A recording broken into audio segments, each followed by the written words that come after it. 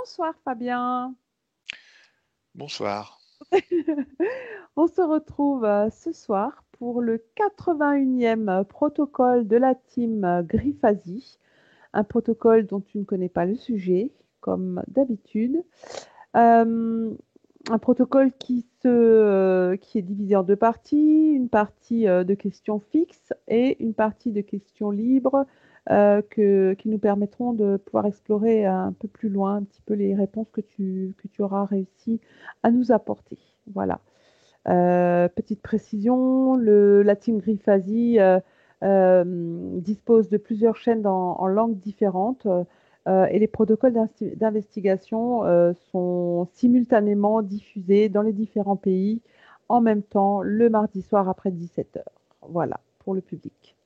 Donc Fabien, si tu, si tu es confortablement installé, si Oui, émotionnellement tout va bien, je suis prêt. ok, bah, écoute, je vais te demander de prendre une profonde et ample inspiration. Et quand tu seras prêt, tu pourras fermer les yeux également. Et de reprendre encore une fois une profonde et ample inspiration. Je vais te demander également de remonter ton champ fréquentiel au niveau le plus haut pour toi et de faire circuler les énergies de manière à fluidifier ton esprit. Et donc, je vais commencer le décompte. 10. Tu vas pouvoir descendre profondément en état de relaxation.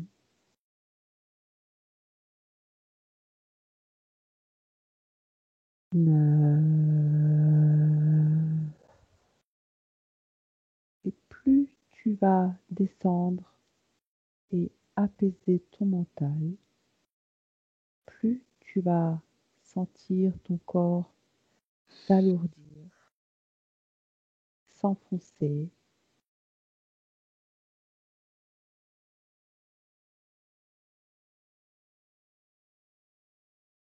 8.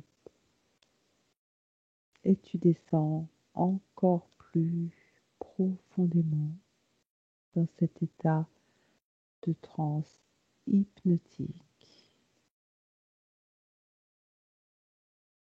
7.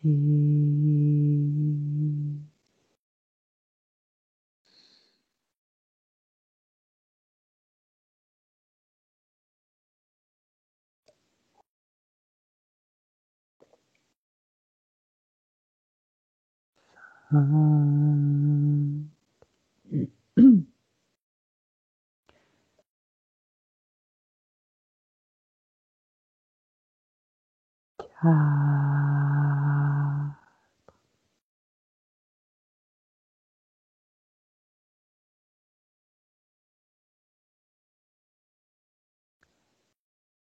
3.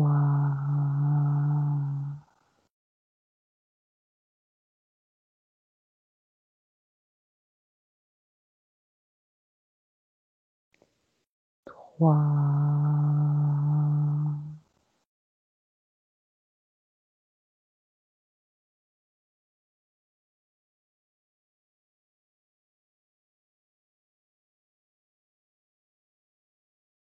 2.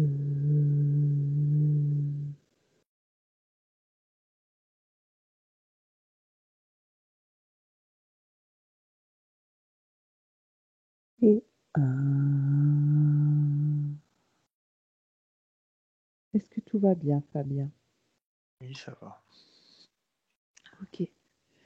Je vais compter de 1 à 3. Et à 3, je te donnerai le sujet de ce protocole. 1, 2 et 3. Tu vas te connecter au mot contrôle mental. Quels sont les symboles ou les images que tu visualises ou que tu perçois? Alors, l'image que je visualise, les symboles, c'est l'actualité. On peut voir actuellement donc le vaccin, les antennes, la nourriture, tout ce qui sert de moyen de contrôler le mental ou d'influencer, notamment par les médias aussi. D'accord. Ok. Alors, je vais compter de 1 à 3 et tu iras au moment où, pour la première fois, un humain a été mis sous contrôle mental. 1, 2 et 3.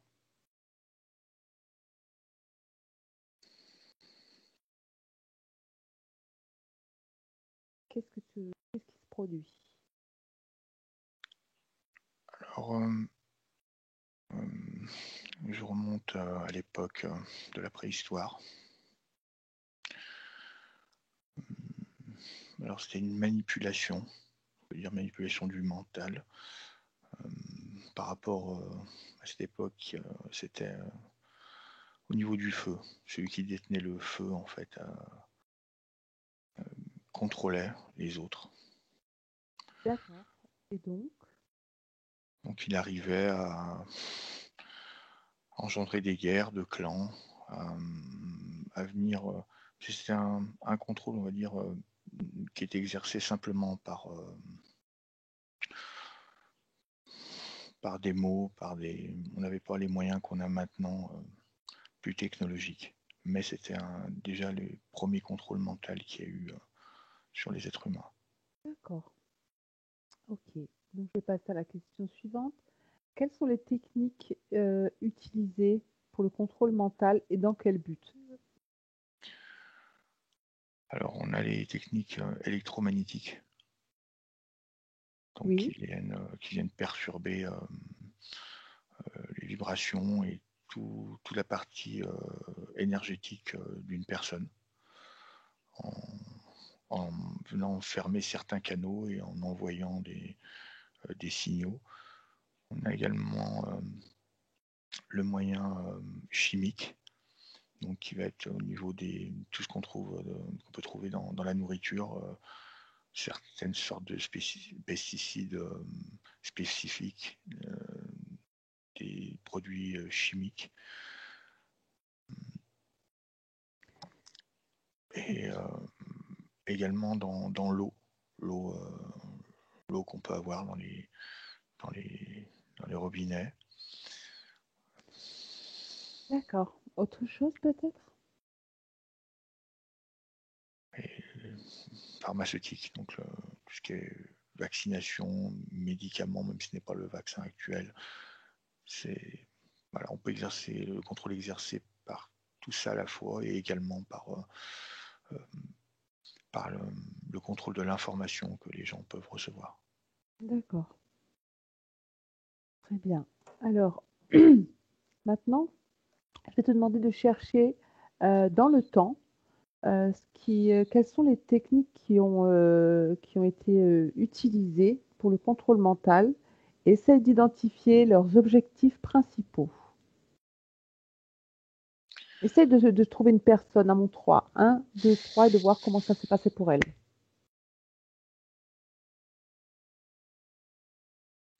Alors, donc je remonte à l'époque de la guerre des camps de concentration, où les détenus notamment étaient drogués. Je les vois drogués pour être zombifiés.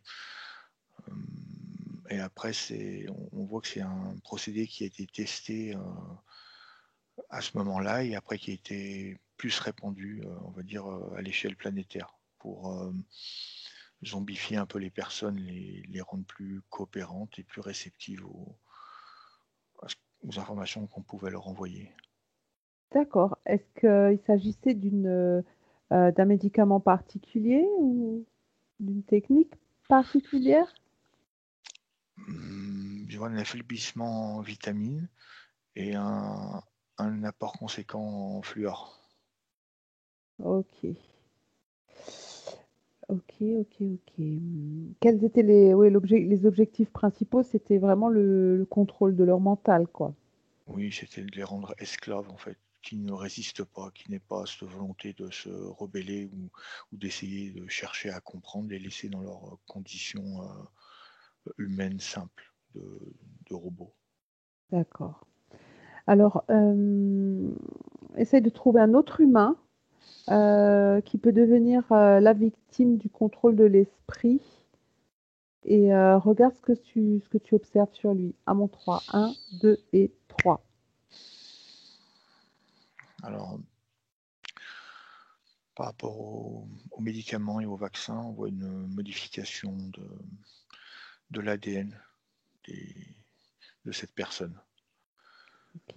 Une modification, et dans cette modification, c'est comme si la partie qui permet d'être connecté, la glande pinéale, était atrophiée. Donc elle n'était plus en réception ni en émission. Donc on vient agir sur ça et également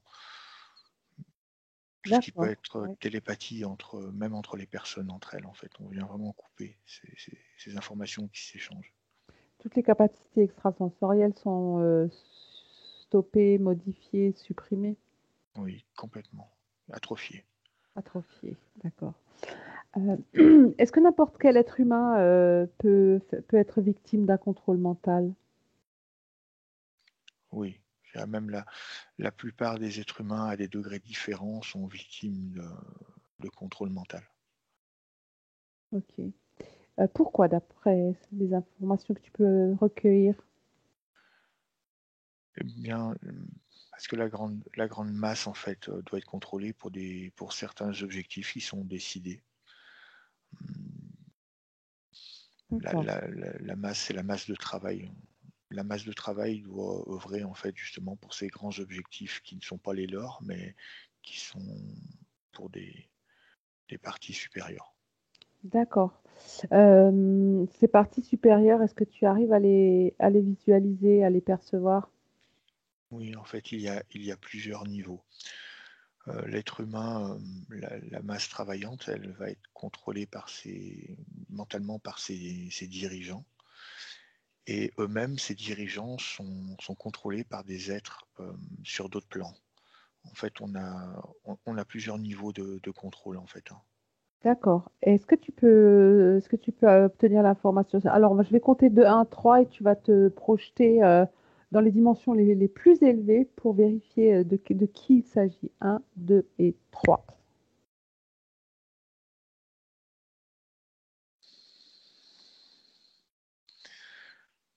Donc, toutes les races qui se nourrissent d'énergie, de basses énergies, notamment une partie des reptiliens, des pléiadiens, d'autres races humanoïdes qui en sont dérivées notamment. Donc c'est vraiment ces races-là qui viennent établir leur plan, en fait. D'accord. Ok. Euh, alors, parmi les techniques de contrôle de l'esprit, certaines génèrent des symptômes chez les humains. Est-ce que tu peux observer lesquels? Oui. Euh, la dépression, la perte d'objectifs, notamment la,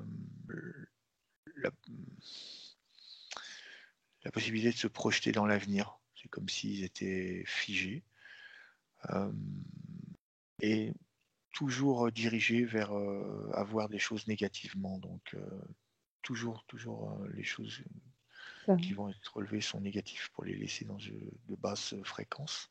oui. C'est des moyens qui sont, comme on voit, beaucoup de gens en fait s'élèvent en conscience. Donc les moyens qui sont utilisés sont de plus en plus puissants. D'accord. Ok. Euh, euh, est-ce que d'après ce que tu peux percevoir, il y aurait des techniques de contrôle de l'esprit qui ne présentent pas de symptômes?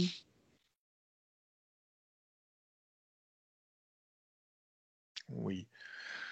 Euh, on a des sortes d'implants.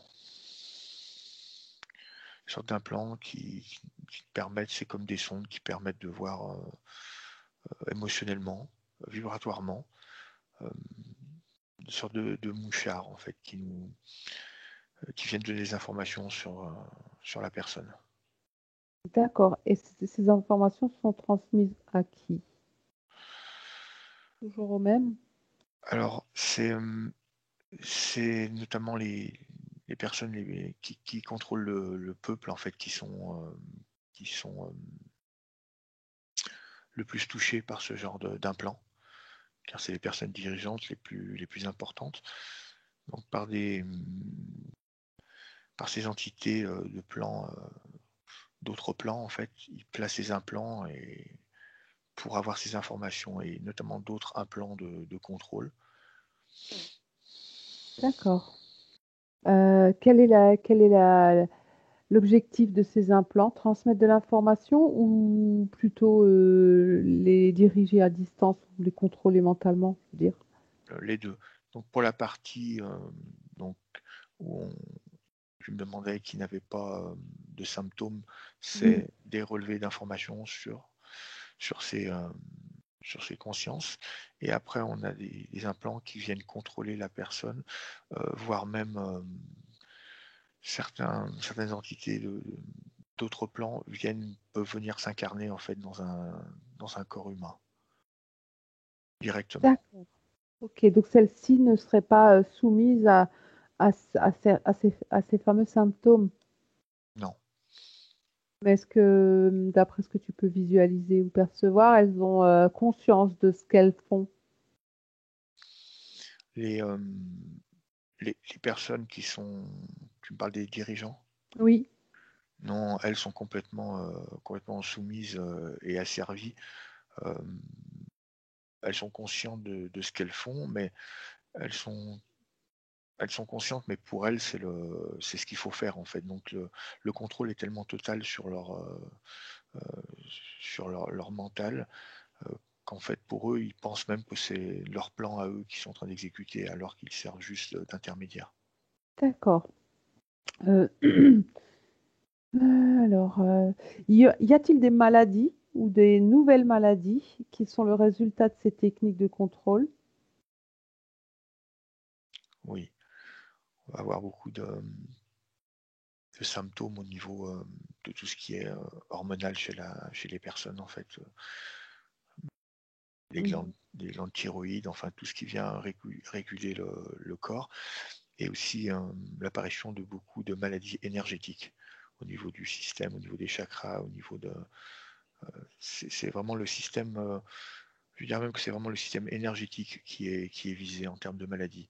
Donc des maladies qui parfois ne peuvent même pas être détectées par la science médicale qu'on a. D'accord. Et qui ont des répercussions forcément sur le corps physique, les organes physiques. Complètement, avec le temps, ça va déployer des cancers et d'autres maladies qui seront attribuées à d'autres choses, mais qui seront, on dissimulera la vraie raison. D'accord. Euh, à part ces maladies de type hormonal, thyroïde ou de maladies énergétiques, est-ce que tu vois autre chose en termes de symptomatologie ou de maladies chroniques et autres? Oui, maladies mentales, D'accord. l'impression pour certaines de devenir fou, d'entendre des choses qui ne sont pas réelles. Euh, c'est des choses qui pourraient être appliquées sur des personnes importantes pour pouvoir les décrédibiliser ou les sortir pour quelqu'un qui n'obéirait pas ou qui aurait un moyen d'essayer de se sortir de ce contrôle. Oui, vraiment une maladie mentale. mentale, énergétique et Mm. hormonale. D'accord.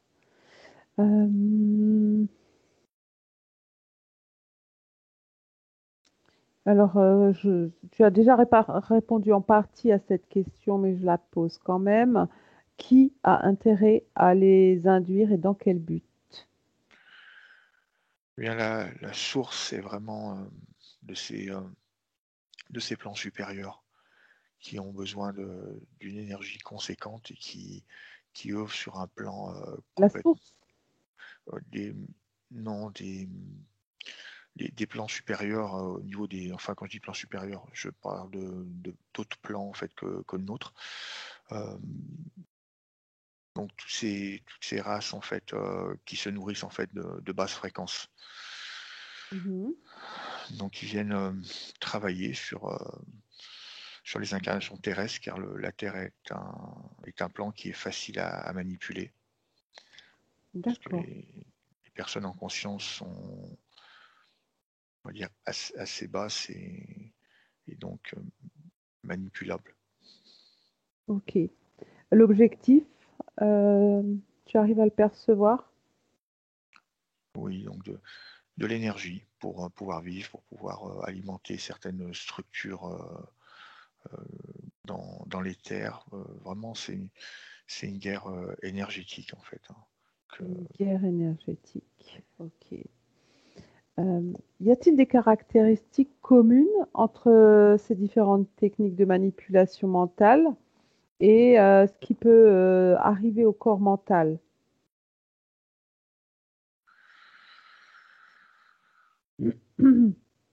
bien, ce qui arrive au corps mental est en lien avec la manipulation mentale. Donc ça fonctionne vraiment ensemble. Mhm. Donc c'est complètement relié. D'accord. Et on peut même dire que même le corps, dans la manipulation mentale, même le corps émotionnel est touché. Ok, ben en fait, tu me précèdes sur la question suivante, en fait, qui rejoint la précédente. Y a-t-il des caractéristiques communes entre les différentes techniques de manipulation mentale et tout ce qui arrive au corps émotionnel? Oui, complètement. Tout est en lien, c'est comme des dominos. Quand il y en a un qui tombe, l'autre tombe, et c'est vraiment le rétrécissement énergétique de la personne. On l'assèche en fait. Hmm. Faut lui laisser que ses capacités mécaniques. D'accord. En fait, c'est très grave, hein, finalement, si on y réfléchit. Alors, est-ce que tu arrives à percevoir des activités particulières liées aussi à d'autres corps dimensionnels? Bien, on a le corps, même le corps éthérique. Le corps éthérique qui est touché.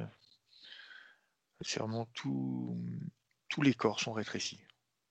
Tous les Dans les- corps sont rétrécis. ils sont complètement rétrécis, rentrés. Tout est vraiment, voilà, tout est rétréci. On aspire tout en fait. D'accord, ok. Et donc, quelles seraient les possibilités de pouvoir s'extraire de ces différentes manipulations mentales?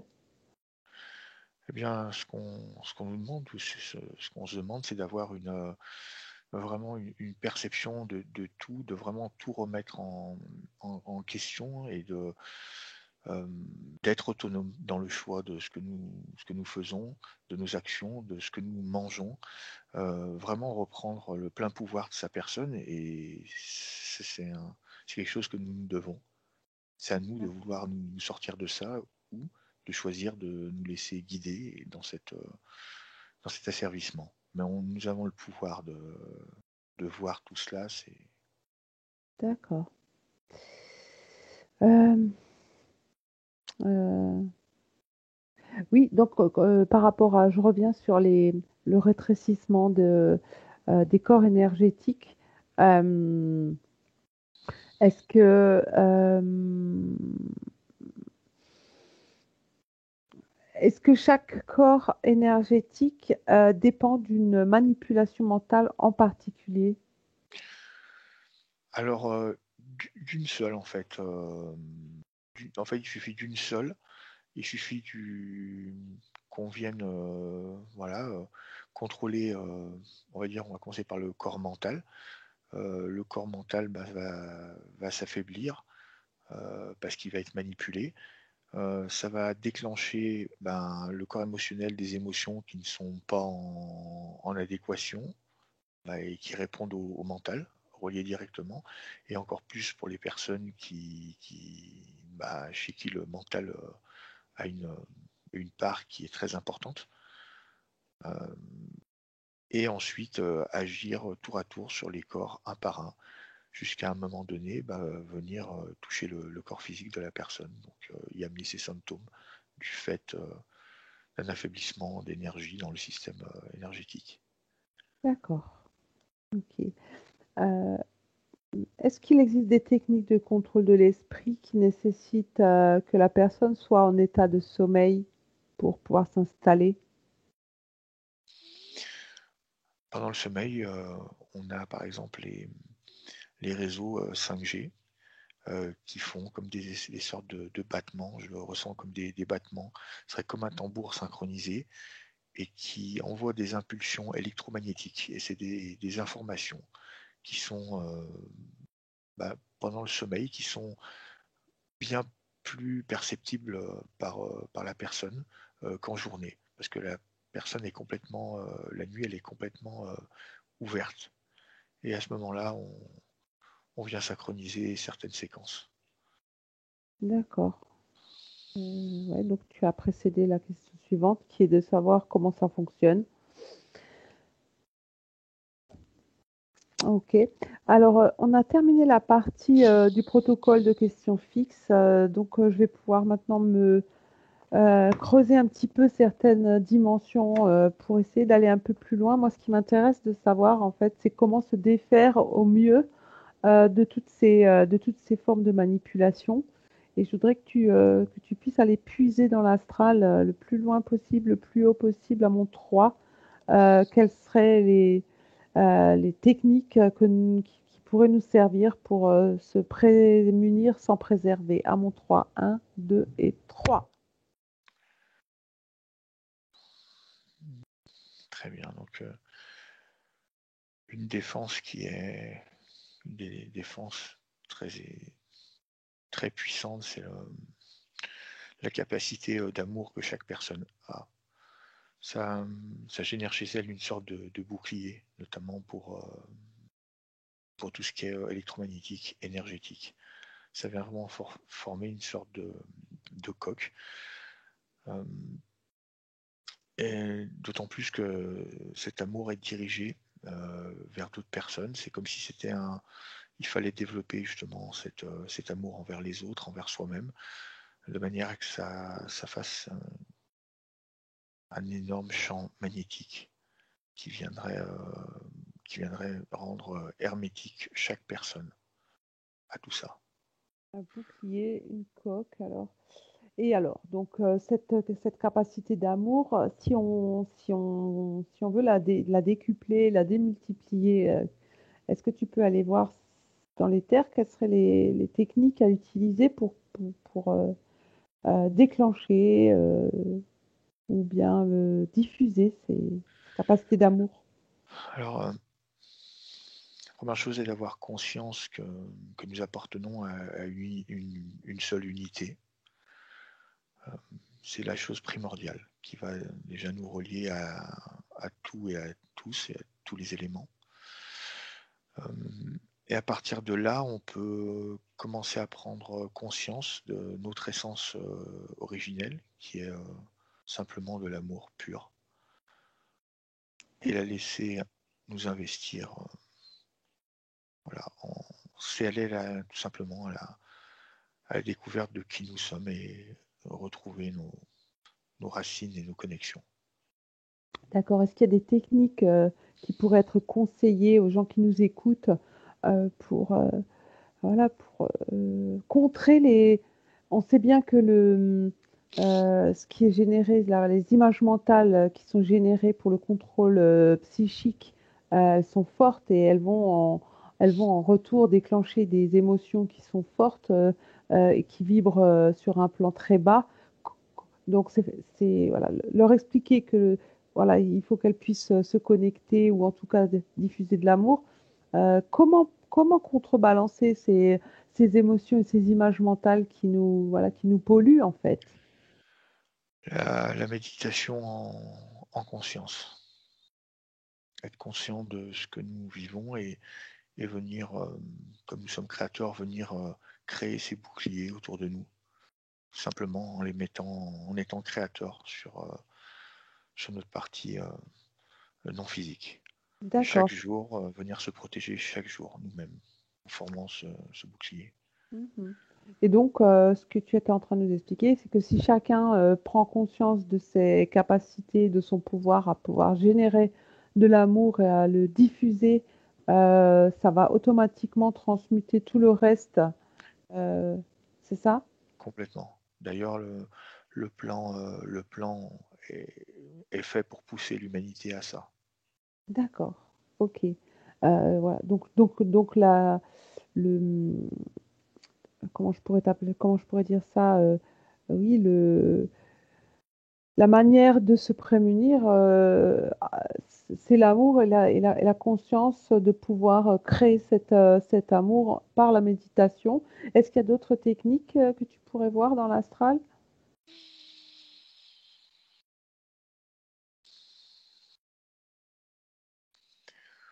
Il y a le nettoyage énergétique.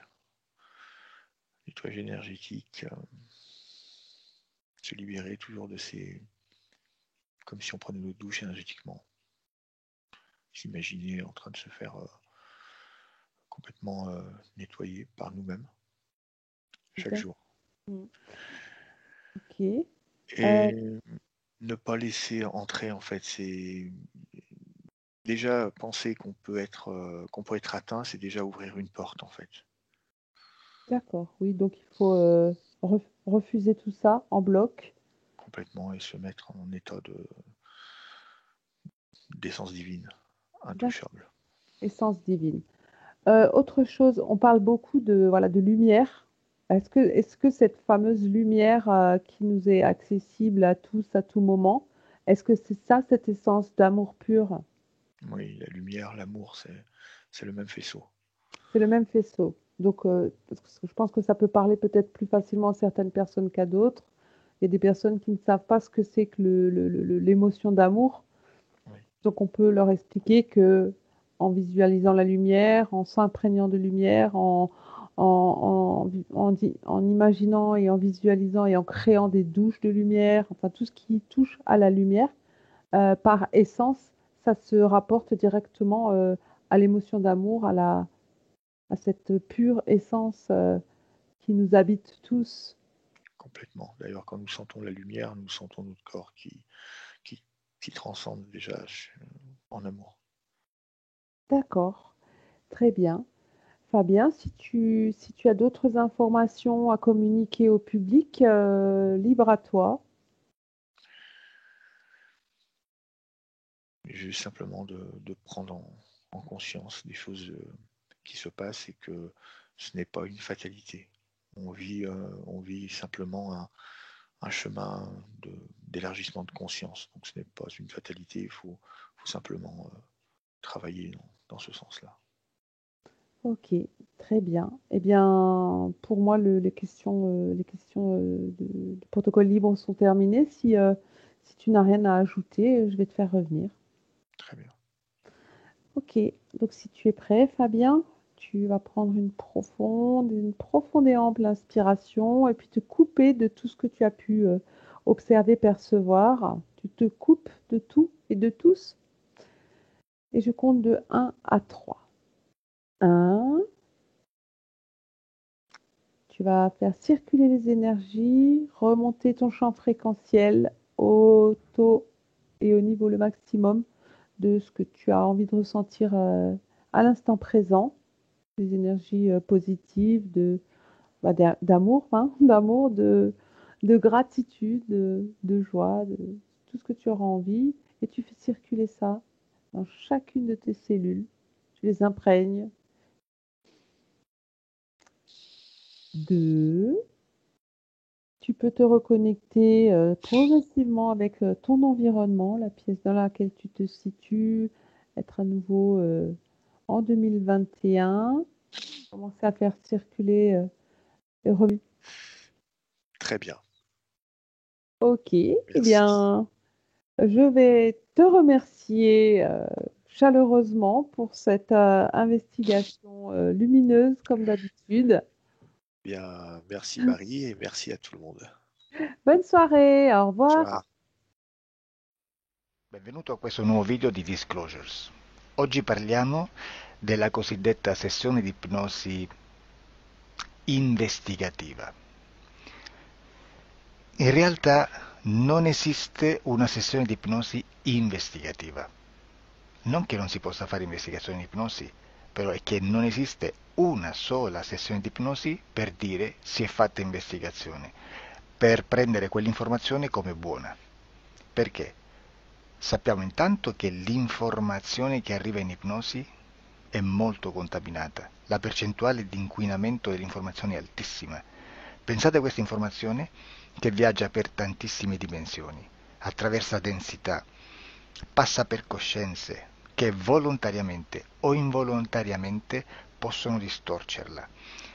E poi arriva infine alla persona che sta in ipnosi, che ha una coscienza, ha una mente, ha un'esperienza e interpreta questa informazione secondo la sua struttura mentale, secondo le sue credenze, che per quanto si possa essere più o meno liberi mentalmente, liberi pensatori, sempre c'è una parte subliminale che interpreta in base all'educazione ricevuta, alla cultura e perché no, anche tutte le esperienze di esistenze passate che ancora lasciano un segno in noi.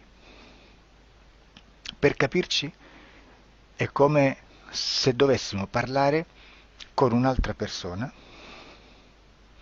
immersi nell'acqua, a qualche metro di distanza, cercando di utilizzare un mezzo, che è quello della corda vocale, che è fatto per produrre suoni da trasmettere nell'aria. Noi stiamo utilizzando questo strumento per far passare un'onda sonora nell'acqua o in un liquido. Chiaramente il suono viene completamente distorto, sempre ammesso che sia per il nostro corpo facile e non difficoltoso poterlo fare senza avere dei problemi come ingurgitare acqua o eccetera. Ma non solo. Supponiamo che per questo tipo di comunicazione utilizziamo anche due lingue diverse, per esempio un italiano e un russo o un giapponese. Per quanto possiamo anche interpretare il labiale, non possiamo capire quello che ci sta dicendo, perché la lingua è diversa. La lingua, diciamo, da dove parte l'informazione a dove arriva è completamente diversa, il codice, il linguaggio è diverso. Ma possiamo anche cercare di capirci attraverso i gesti, attraverso le espressioni facciali. Per quanto sia ipoteticamente facile poterlo fare sott'acqua, però non dobbiamo dimenticare che l'acqua non è l'aria e può distorcere l'immagine, ma non solo. Dobbiamo anche pensare che l'altra persona, che parla un'altra lingua, che viene da un'altra cultura, potrebbe interpretare i segnali che noi interpretiamo come X in Y. Per noi un sì è abbassare la testa dall'alto verso il basso, per esempio, sì, e il no da sinistra verso destra, no. In alcuni paesi orientali, come le Filippine credo o qualcun altro, utilizzano esattamente gli stessi segni, ma al contrario. No, sì. Immaginate due persone di queste due culture che stanno cercando di comunicare in maniera così difficoltosa e alla fine non gli rimane altro che interpretare il linguaggio corporale. Sì, che per l'altro invece no. Cosa voglio dire con questo esempio estremo? Che l'informazione da dove parte a dove arriva viene completamente deformata. Non sappiamo esattamente quale percentuale perché ogni situazione è a sé stante, però la percentuale di inquinamento di distorsione, di contaminazione di questa informazione è assolutamente alto. Quindi fare una sessione investigativa, mettere una persona in ipnosi e chiedere di Tizio Caio Sempronio di una situazione o chiedere certi dati è assolutamente controproducente, è assolutamente inutile. Quindi vi chiederete: cosa fate allora voi quando fate ipnosi, quando fate delle domande, quando cercate delle risposte e con queste informazioni che vi arrivano lavorate sulla situazione esoterica del cliente? Beh, non facciamo altro che recuperare questa informazione solamente per arrivare al problema del cliente e poi lavorarci. Quindi il valore dell'informazione non è quello di un'istruzione, quello di memorizzare dei dati e di prenderli per buoni, ma è un veicolo di movimento, di trasporto verso la causa del problema per poi lavorarci. Quindi lo scopo di questo tipo di informazione che si prende dalla singola sessione è completamente un altro. Come si fa quindi? Investigazione in ipnosi.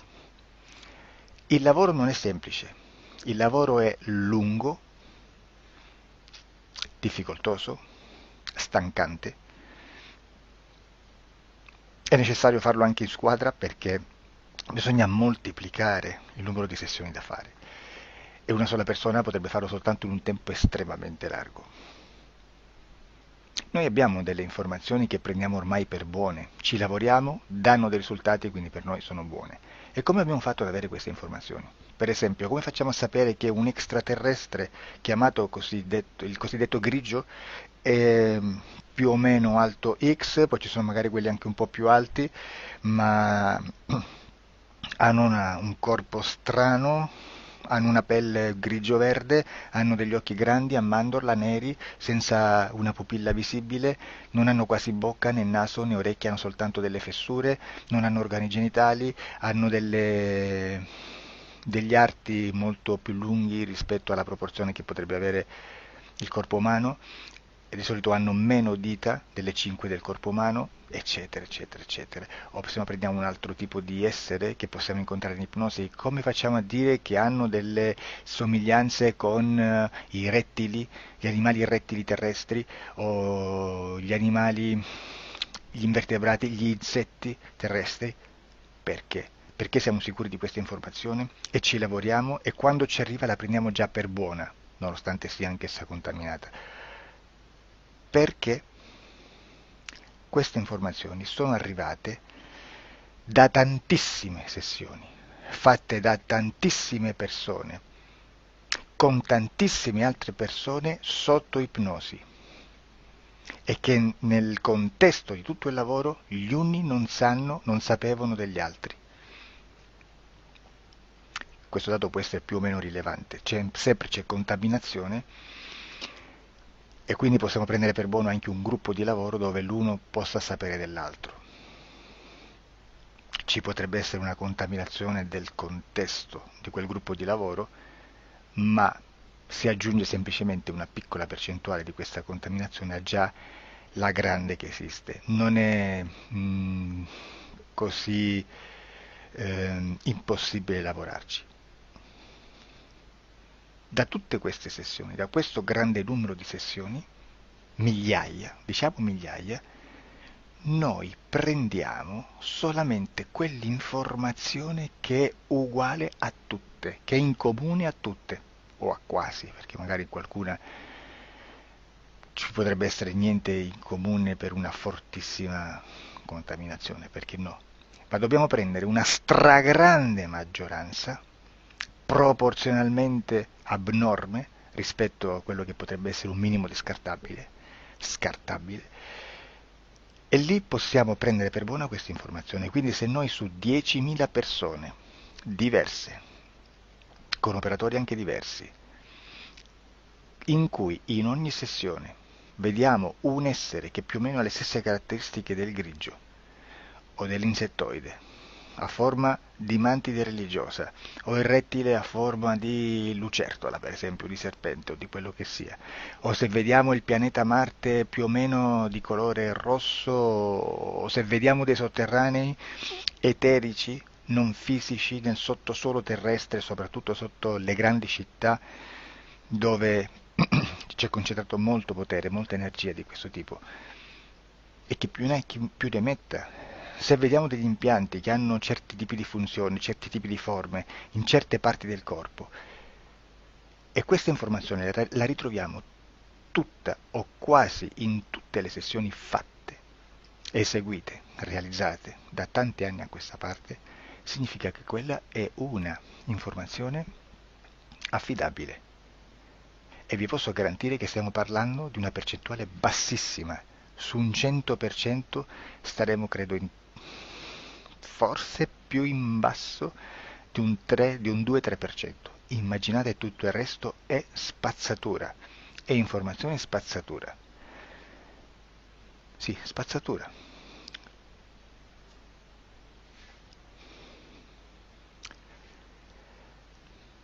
C'è anche un'altra cosa da dire. Supponiamo che un operatore faccia un'ipnosi e voglia andare a vedere cosa fa Tizio, cosa fa Caio, cosa fa Sempronio. Arrivano delle informazioni e si dice che Tizio è biondo, Caio è zoppo e Sempronio è uno sportivo. Intanto già abbiamo detto che una sessione soltanto non serve, d'accordo? Ma poi c'è da dire che una coscienza, un essere, in ambiente subliminale, la sua parte subliminale potrebbe non dare autorizzazione a questa fuoriuscita di informazioni. Mi potreste dire, e allora tu quando chiedi agli esseri cosa fanno, cosa non fanno? Intanto la prendo sempre con le pinze, perché abbiamo sempre detto che tutto è molto contaminato e mi serve solo per dirigermi da una parte. Ma c'è anche da dire che se un essere interferisce con l'altro, ha aperto un canale di comunicazione a cui non può ovviare, a meno che non lo recida, non lo annulli. Quindi quando io faccio la domanda a un essere, se lo faccio attraverso l'interferito, mi arriva l'informazione per un canale aperto che sottostà alla volontà dell'interferito. Sulla volontà dell'interferito parleremo in un prossimo video disclosures. Però, se io voglio fare un'investigazione sopra Tizio, Caio e Sempronio, che non hanno nessun collegamento, nessuna interazione e nessuna interferenza con il soggetto con cui io sto realizzando l'ipnosi, non è detto che mi arrivi questa informazione. Assolutamente. Potrebbe esserci completamente un muro. Come potrebbe esserci informazioni, perché quell'altra parte potrebbe autorizzare comunque. Ma non è detto.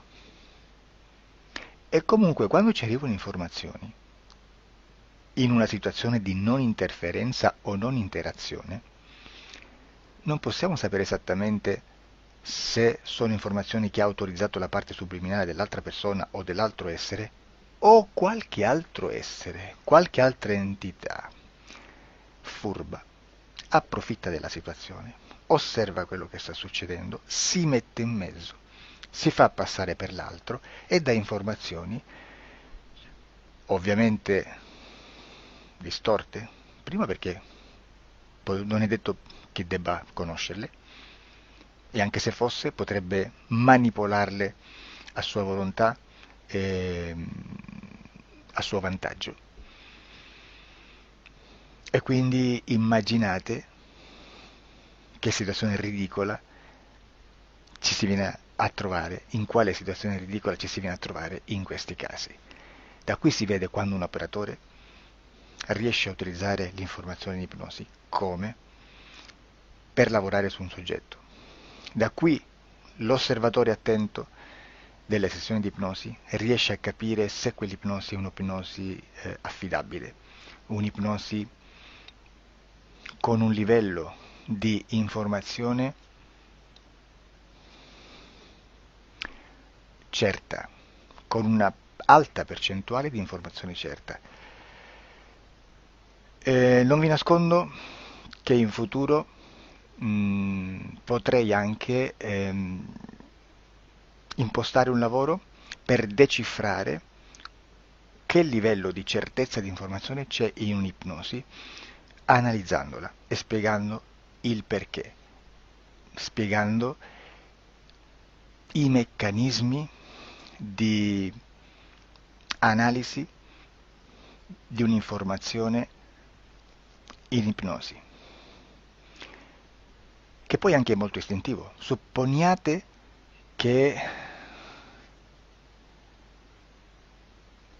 Supponiamo che dobbiamo cercare un'informazione su internet, per esempio un fatto di cronaca.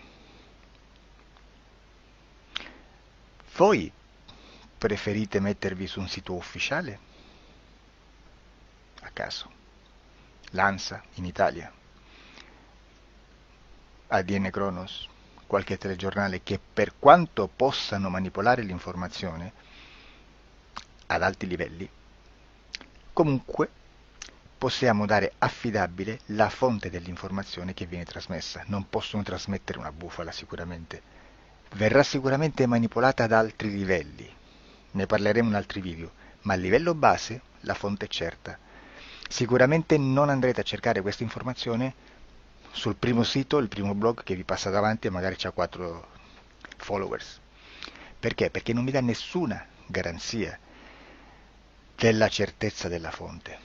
Non c'è un controllo né nella struttura interna di questa agenzia di informazione e né dal grande pubblico, che per la quantità di persone che attingono quell'informazione si può dedurre se l'informazione è certa o meno, perché è un'informazione che passa in un pubblico così vasto che se ci dovesse essere una distorsione con la realtà è molto probabile che venga fuori. Credo che abbia detto quasi tutto sulle sessioni investigative. Prima di chiudere aggiungo che proprio per questo stiamo conducendo dei cicli di investigazione in ipnosi regressiva che comprendono tante sessioni con persone diverse, con una buona o eccellente suscettibilità ipnotica sicuramente, per poter indagare su spazi ristretti su alcuni temi. Perché dico spazi ristretti? Perché se andiamo a prendere eventi grandi nel tempo, nello spazio, storici, parlare di qualcosa di molto generico implica una quantità di sessioni abnorme. Immaginate se dovessimo fare una sessione investigativa sui buchi neri, quanta informazione ci sarebbe e quante informazioni da filtrare. Sarebbe quasi impossibile farla in questa maniera. Ma se noi riduciamo lo spazio di investigazione, se noi prendiamo per esempio, investighiamo sulla pedofilia nella Chiesa Cattolica, ecco, se già restringiamo il campo d'azione è molto più facile che possiamo attingere informazioni affidabili, presuntamente affidabili, con un numero di sessioni sicuramente alte, ma ridotte rispetto ad altri tipi di sessioni molto più generiche, su temi molto più generici. Quindi per fare anche delle investigazioni su temi molto generici bisogna suddividerli in temi, in dettagli, per poi alla fine, quando tutta l'informazione è stata filtrata ed è stata dedotta di informazione comune, si possono mettere insieme per cominciare a costruire il quadro, mettere insieme tutti i puzzle. Questo è il vero senso dell'informazione in ipnosi, quando si fa ipnosi investigativa. La sessione per risolvere una problematica, un problema, con una presunta origine esoterica di un cliente, di una persona, è un'altra cosa, sono altri metodi, altre tecniche e l'informazione si usa in un'altra maniera, ha un altro scopo. Grazie, ci vediamo al prossimo video. Disclosure. Ciao.